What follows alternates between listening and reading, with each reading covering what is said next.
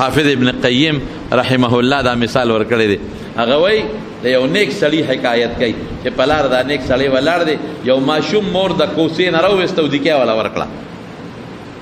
او دا ماشوم دی مور ته چغې وایي چې ما مه وباسه، ما مه وهه، او مور لګیا دی سپېړې ورکوي، سپېړو د کوڅې نه بار وباسي، کوڅې نه بار، او دی زور لګوي کور ته دننه کېږي، او مور ځان نه وشو کو بار یې کو،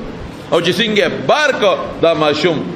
نو مور دروازه مور ته بنده کوي، رخ شه تا ته زه یم دا ګناه غلطي مه کوه، او ته بیا هم دا غلطي کوې، وځه زما د کوره، په زور یې راوویسته، دروازه یې بنده کړه چې بس زما د کور ته نور رانه شي، ته چې کوم دی شپه تېری ته او کوم دی ډوډۍ خورې بیا چې رانه شي.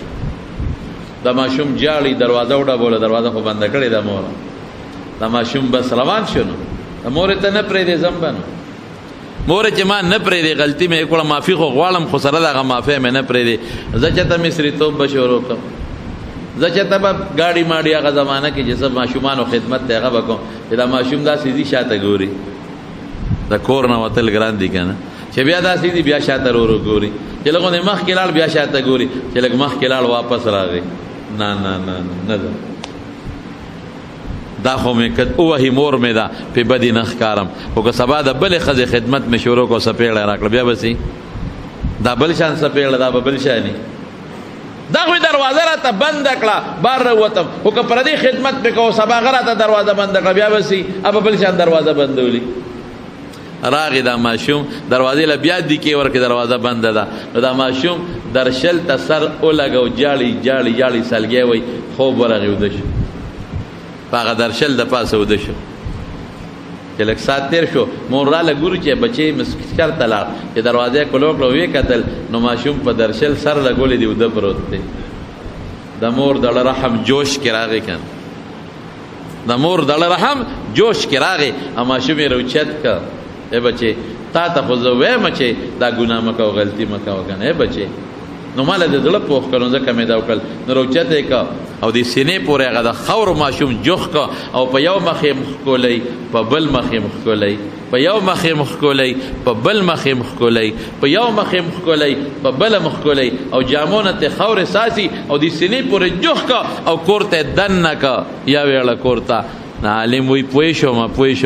چې که موږ د الله در پرېښود تباه به شو، او که د الله در کې د سر ولګو چې الله توبه بل ځای نشته، بل در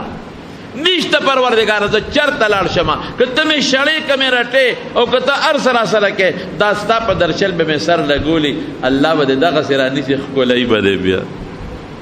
الله به دې ځان ته نږدې کوي بیا. عسى الله ان يكفر عنكم سيئاتكم، زه معاف مې کړې. دغه مور بچی ته وایي بچې زه چې درشل نه زمانه دې ما معاف کړې، خو مور صرف وایي معاف مې کړې، الله څه وایي ويدخلكم جنات تجري من تحتها الانهار، بیا دله زه میوې هم در کوم، باغونه هم در کوم، حور هم در کوم، او د دنیا خوشحالۍ هم دله در کوم. من خلق په توبه پوهېږو نه، مونږ خلق توبې مباسو، ځان ته د اے سی ایر کنډیشن هم کولاوو او ورسره ګناه هم کوو، د ګناه دروازې هم مونږ کولاو کړې دي. مونږ خلق پیم سکو چې طاقت به راکړي او د ګناه زهر هم پکې اچو او توبه رب العالمین ته روباسو،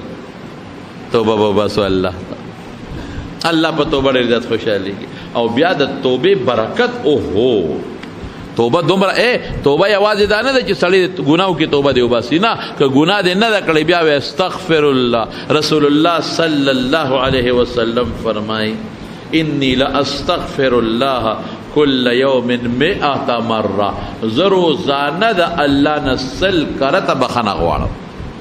چې قد غفر الله له ما تقدم من ذنبه وما تأخر، هغه الله معصوم پیدا کړی، نه مخکې ګناه شته او نه وروسته ګناه شته،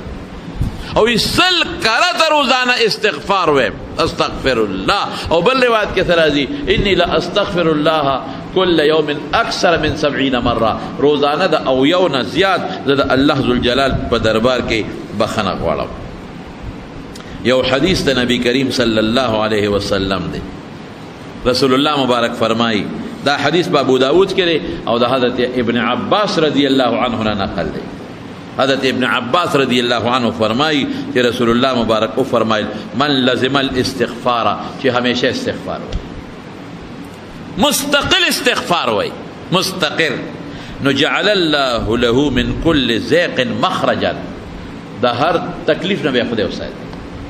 تنگش به ولا خدای ختم کی د هر تکلیف نه به خدای وساتي او تنگش چې څومره د انسان باندې و تنگ مړه مې تنگ دی کور کې تنگ بچو سره تنگ خزي سره تنگ ما مور پلار سره تنگ مور پلار بچو سره تکلیف دي تنگ دینه به خدای وساتي يجعل له من كل ضيق مخرجا ومن كل هم فرجا هر غم نه به خدای وباسي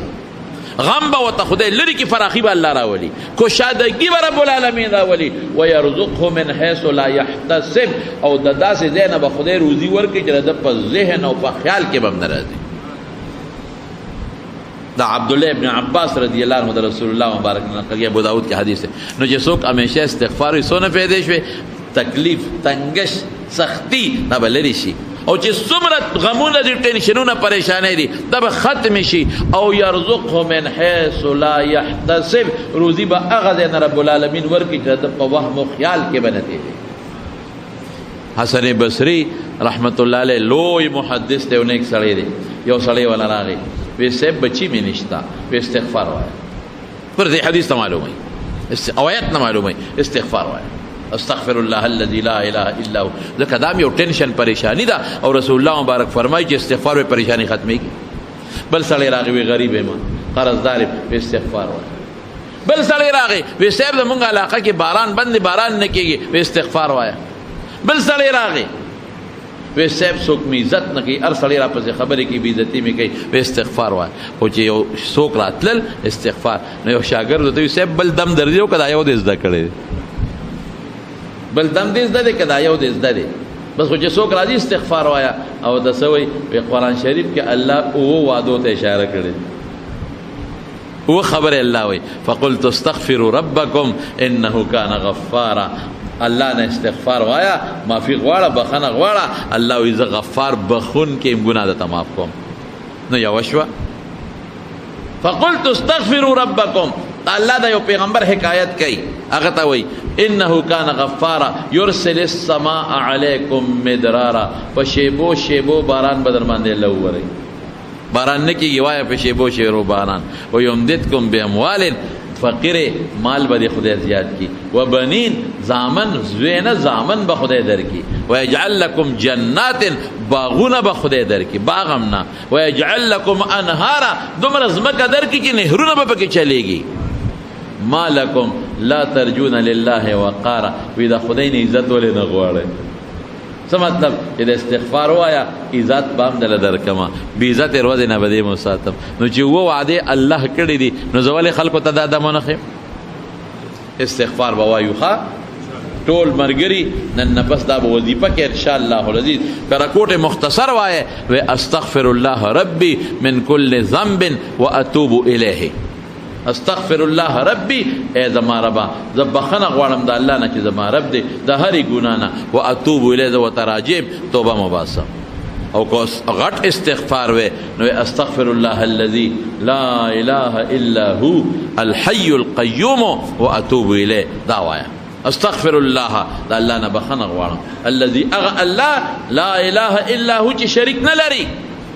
نه په ذات کې نه په صفاتو کې نه په خاصو کارونو کې نه لري الحي جمدې دی زه به مړه شم الله مرګ نه راځي القیوم ټول نظام لاس کې غشته دی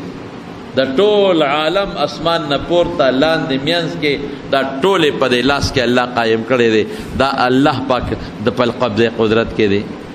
و اتوب الیه الله ته توبه مباسمه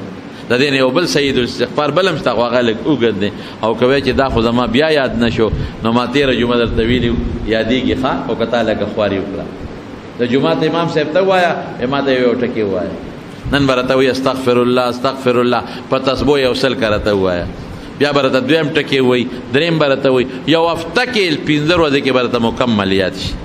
که بیا وایي چې ما ته نه یادېږي صرف استغفر الله وایه استغفر الله دا خو ټولو ته به یادېږي که نه استغفر الله استغفر الله استغفر الله استغفر الله استغفر الله دا وایه